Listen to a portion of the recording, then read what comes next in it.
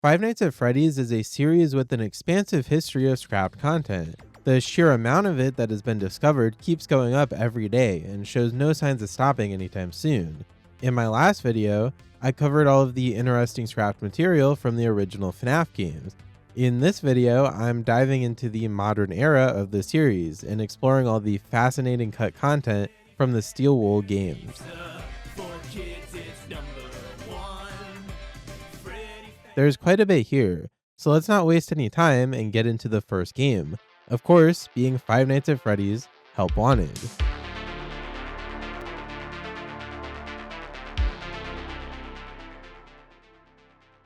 Help Wanted was the first game that Steel Wool Studios developed for the series, and it sure does have a lot to go over. Let's start with the mechanics of the game. The Showtime button is likely something that you've pushed multiple times if you've ever played this game. It doesn't really do anything, but it was once supposed to. There is a fully complete scrap song that would play when pushed. This one is pretty well known, but still definitely worth mentioning as it is very interesting. It's a full performance with Freddy, Bonnie, Chica, and even Foxy. Foxy doesn't sing, but he is there performing on his stage. This got scrapped because Scott didn't like the voice for Freddy and couldn't find the right one. One interesting thing to note about it is that the catchphrase is different, being instead of where fantasy and fun come to life. That one's well known, but did you know that this game has a scrapped multiplayer mode? In the game's files, there's references to a flashlight tag multiplayer game mode. From what is there, it seems people would control different animatronics and have to reach the player with the flashlight. They'd have to stop for a bit if they got hit with the light. It's kind of similar to the mode in Help Wanted 2 with the plush babies. Multiplayer FNAF is something that I think would be super interesting to see in the future, but outside of FNAF, I think it's pretty unlikely. In terms of modes, there's also code in the game with AI programmed for harder nights that are not present in the final game. These include Night 7 of FNAF 1, Night 9 of FNAF 2 since the Withered difficulties all count as their own nights, and Night 6 of FNAF 3. I think the final game already had plenty of nights of the remade original games, so I'm glad these never got added. Something also interesting about the levels in this game, they were originally going to be unlocked by collecting a certain number of Faz coins. There's a whole table in the code that shows which levels would unlock at different amounts. The main thing to note here is that there would have been at least 45 coins in the game, rather than the 30 we see in the final release. A couple other quick mechanics to go over. There was a top vent originally planned in Vent Repair. This is mentioned in an out of bounds development note. It would have honestly been pretty cool and probably terrifying as well to see Mangle attacking from above, so it is kind of a shame that this got removed. Maybe it was just too much since turning back and forth to stop Mangle and do the task can already be somewhat headache inducing in VR sometimes. It still sucks to see it gone and think about what could have been. The last thing here is the old instruction cards found in the files. These would have been just like the instructions we see now, but not split up into different slides. It would have all just been in one slide. There's not too much here, but they felt significant enough to mention. Moving on to the animatronics, there's a ton here. I'm going to start by mentioning every single case of a fan-made model being used rather than an official one. It's honestly insane how many times that happened with this game. A fan Foxy model was used in the icon for Night 2 of FNAF 2 on release. This model also has a running animation in the files where the pose on the icon was taken from.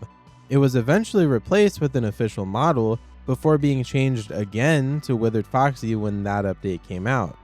Next is Endo01, which used a fan model for his appearance in Backstage in the final build of the game.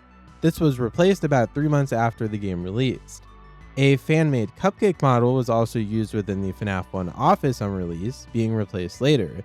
The most famous instance of a fan model being used is in early promotional material for the game. This was Spring Bonnie, specifically in the title art for the game. He was eventually replaced by the puppet shortly before release. The final instance of a fan-made asset in the game is the Celebrate poster. It was thankfully not used in the final game, just in prototype builds for it. It's a little crazy just how many fan models were used in this game. I mentioned Spring Bonnie back there, and in fact he wasn't just a random addition to add characters to the title. He was actually meant to appear in the game at some point. There's actually a full model of him in the files, along with some other stuff relating to him as well. This specific shot of him appears in the guidebooks. Not that they matter, but it is a fun fact. The pizza party level was originally titled Fun with Spring Bonnie, and he would have likely appeared in place of Glitchtrap in that game. It's fun to think about how different FNAF would be today if some of these things made it into the games. Glitchtrap himself actually used to have a different model entirely. It looked like Springtrap, and he even has a few animations within the files, including a jump scare and shush animation. It was likely just a placeholder. This is a picture of a Funko Pop, but did you know that this character, along with the other 3 Blacklight variants, were supposed to appear in Help Wanted? Within the files are fully complete models for Blacklight versions of Freddy, Bonnie, and Chica. Foxy is there too, but with no texture. I presume these would have been in the hard mode levels, but were changed to these slightly more unique versions of the animatronics that we have now. These Blacklight designs have been milked dry by Funko, but other than that, they have never returned. I didn't know where to put this one, but it does relate to the animatronics, so it seems good as place as any. In the original pre-release builds given to YouTubers, multiple images from the real-life Showbiz Pizza could be displayed on the screen near the prize counter. This was removed in the full release of the game. The reason was that Scott didn't want the real-life company to be associated with Freddy's. He just wanted some cool and creepy shots of animatronic parts and thought no one would be able to trace them down. There's more to talk about with the animatronics, specifically the DLC. This animation of Grim Foxy is up first. It would have been for when he spots the player in the maze. It's longer than the final one we see in game, but I don't really know why it was changed. I kinda like this one more than what we see now. Something I'm glad isn't in the final thing is these withered animations. They would have been used in the hallway level and imply that the wizards would have been here rather than the nightmares. I think the level would be infinitely less scary if this was the case in full release, so I'm happy it's not. The wizards also do have some unused jump scares for the trick or treat level. One final quick thing, burnt Freddles. These would have been an alternative to the Freddles found in the DLC. I think they're cool, but I can also see why they didn't end up using them. The final category of scrapped content in Help Wanted is unused text and graphics. The first of these is the original logo for the DLC. It was once called The Rise of Frank and Freddy, and honestly I like that more than Curse of Dreadbear. The DLC also has some old unused level icons. Here's some of them compared to the finals. Other small things include different text for the signs in Pizza Party, along with a scrapped game over text reading "You are dead" in all caps. Help Wanted definitely has a ton of scrapped content, already way more than any of the games I covered in the first video. Compared to our next entry though, it may as well be nothing. I'm of course talking about Five Nights at Freddy's Security Breach.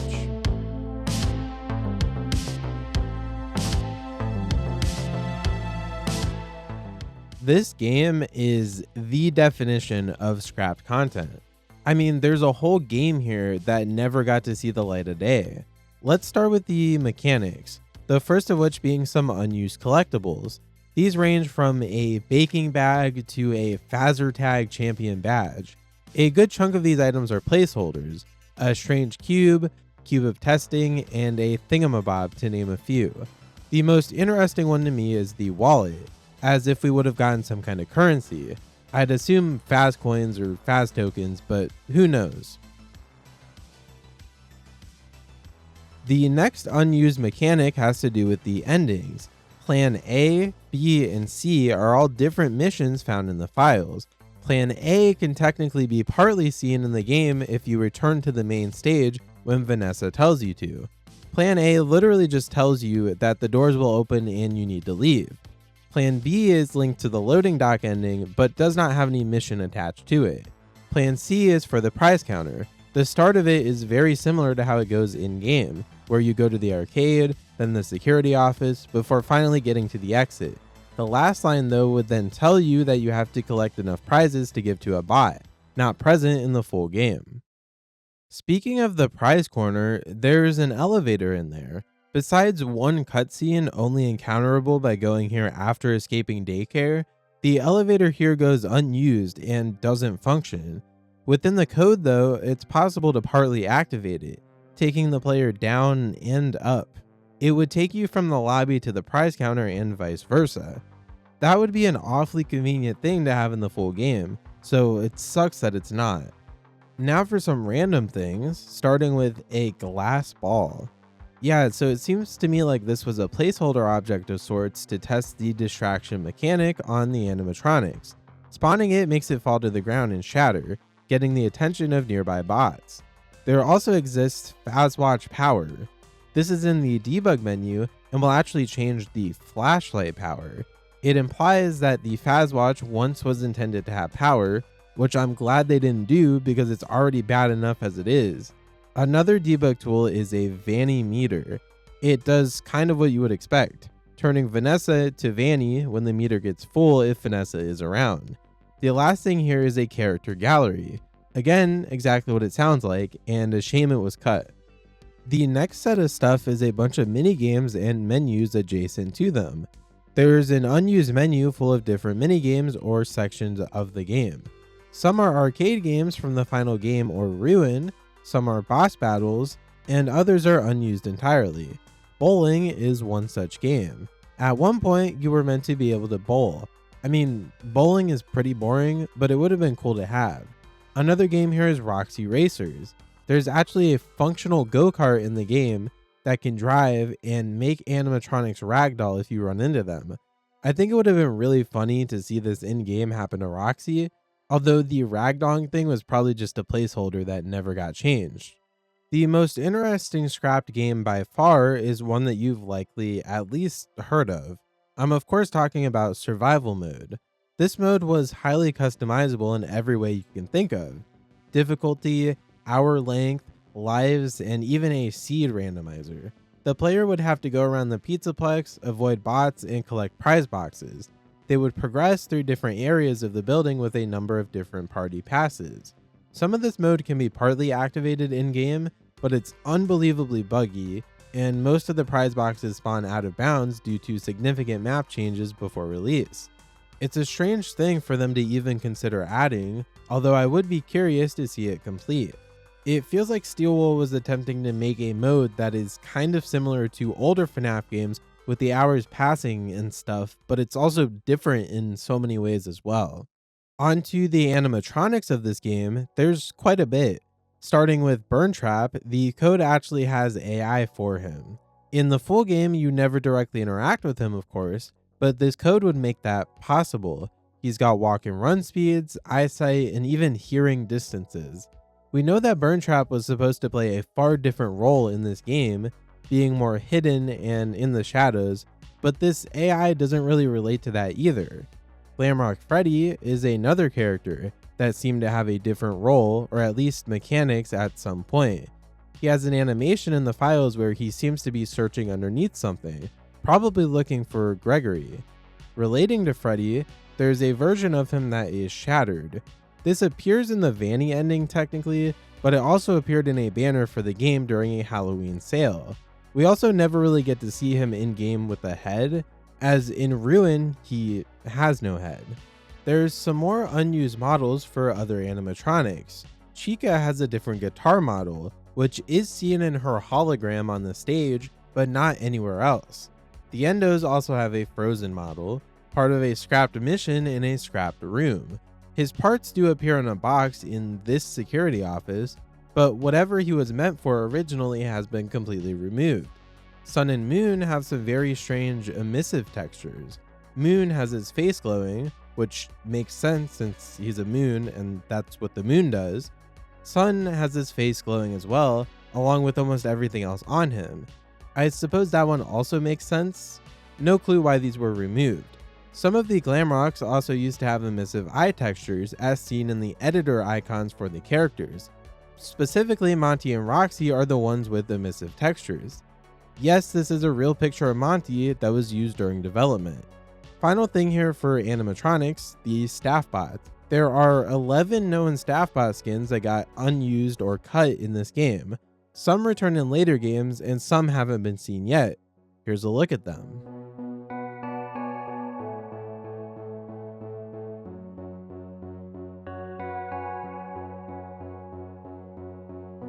We're still not done with Security Breach, as this game had some unused text and graphics as well. For example, look at this blue Fazwatch. It's seen in the October 2021 trailer for the game, and is also found in the game's files. Other odd textures include a skeleton-looking texture and some therapy door textures. The princess in Princess Quest was actually named Cassidy at some point before being removed in a later update. The final thing here for unused graphics is actually huge. It's an entirely different map for the building. As you probably know, the Pizzaplex went through so many major changes before release, and that resulted in a load of scrapped locations within the building. The map also used to be far more connected by stairs and walkways rather than loading screen elevators. I could not possibly cover every part of this map that got cut in this video. I mean, it could take hours, but here's some screenshots of these scrapped locations. If you'd like to see a full deep dive into the cut locations of this game specifically, do let me know, as I'd personally love to explore them.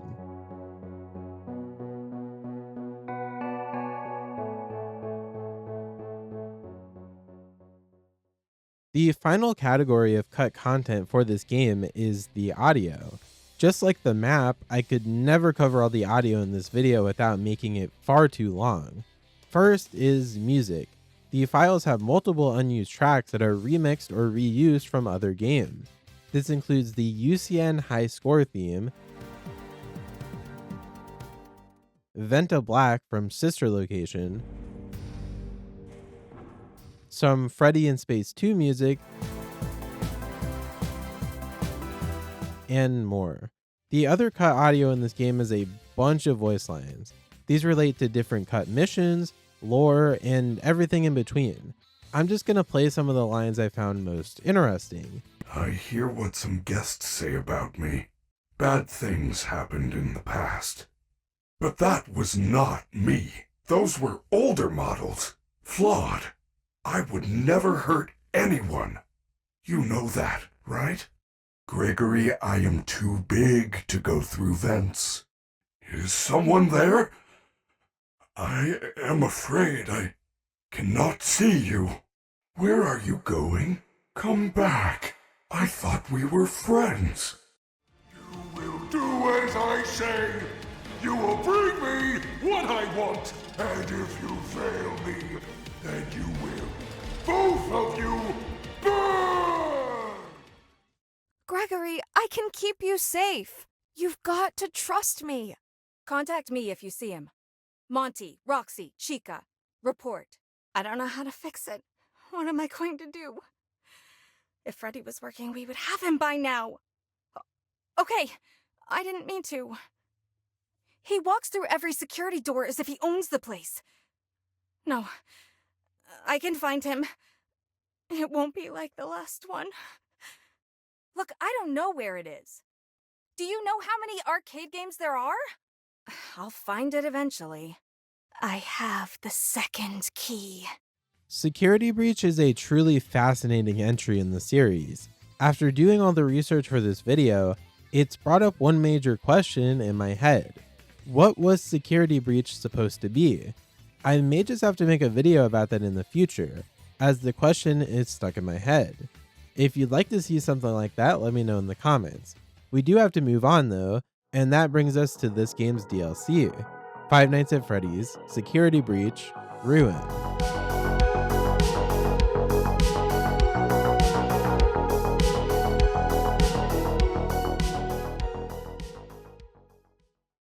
This DLC was infinitely more focused than the base game, and as a result doesn't contain a large amount of cut content. Starting with mechanics, there exists a test map for the game with an object which you can interact with and fix the glitch. Upon doing this, the survival mode completion screen pops up. There also exists a very early version of the puzzles found in the full game.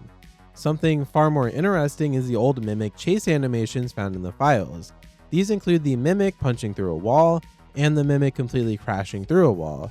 Speaking of the Mimic's lair, this place once had the Big Three performing on stage. It was probably just a placeholder of some kind, but it is very interesting to think about.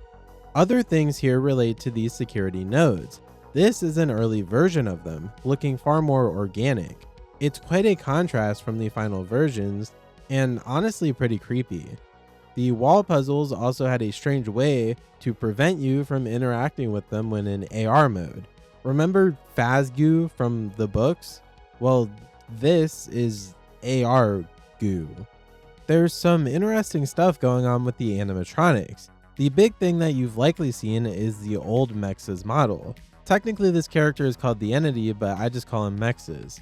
Anyways, this thing is really unsettling. I mean, look at it. I don't even know how to describe what it is besides very creepy and odd. I like the final model for him, but I'd also like to see how this thing would have looked in game. Monty also has an unused animation here. He can be seen inside of a bin and jumping out if the player gets too close.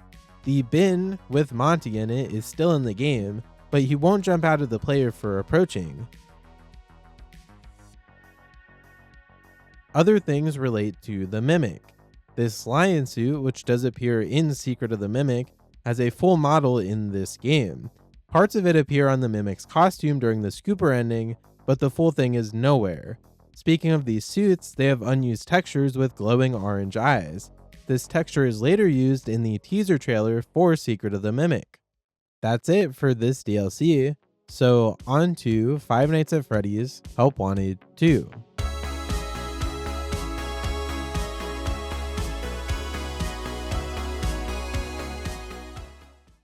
This game is fairly lacking in scrapped content, so this section will be really short. We actually get to start with the animatronics, since there's no mechanics to go over. Monty can be found in the files, his fully rigged model from Security Breach is here. It also has a jump scare animation, but for one reason or another, Monty never appears in the game. Chica also has some unused animations, and they relate to the food minigames. She has one where she appears to have a stomach ache, and another where she hits a victory pose, then falls to the ground. I assume these would have been for failing or succeeding with getting the orders correct. To finish off the animatronics, Carney has some unused lines where he sounds completely different. It don't take a genius to know that won't work. Popping balloons with a throwing ball? Now this I gotta see. The only other stuff for this game is pretty small. Princess Quest has some unused instruction cards, the interesting one featuring Springtrap. He doesn't appear anywhere in the final arcade game, only being a cutout in Phaser Blast. Also in the files are cut lines for Vanny. There's no audio, just these subtitles. It talks of a key and Afton, more specifically Glitch Trap. It seems to pretty much describe the events of the game, but Vanny was supposed to talk to the player at certain points. I don't know why they would scrap these. Glamrock Bonnie also has subtitles for bowling that go unused. That's it for Help Wanted 2. I told you there wasn't a lot. That means it's time to move on to the final game of this video, Five Nights at Freddy's Secret of the Mimic.